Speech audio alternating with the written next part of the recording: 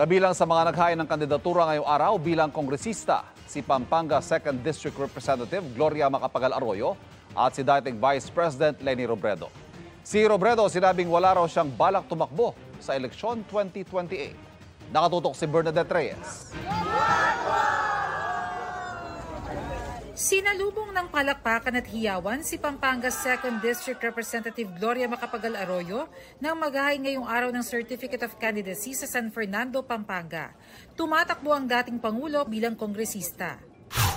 Naghain din kanina ng COC si dating Vice President Leni Robredo sa pagkaalkalde ng Naga City, Camarines Sur.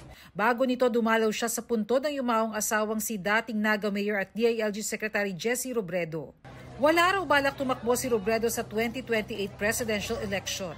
Magiging unfair para sa city kung gagamitin ko lang yung pag-mayor bilang, alam mo yun, parang bilang jump-off point. Tingin ko hindi ako magiging effective mayor pag ang iniisip ko kaagad yung 2028. Kasi baka lahat PR na lang yung gawin ko. Kung if ever na magkaroon ulit ng opportunity in the future, kailangan nakabase yun sa performance ko as mayor.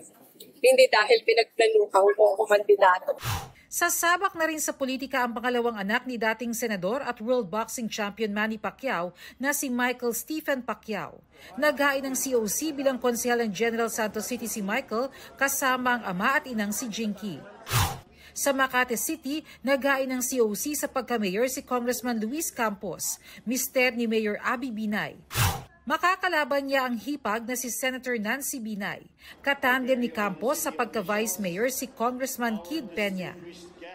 Para sa GMA Integrated News, Bernadette Reyes, nakatutok 24 oras. Mga kapuso, patuloy na tumutok sa mga balita. Mag-subscribe sa GMA Integrated News sa YouTube.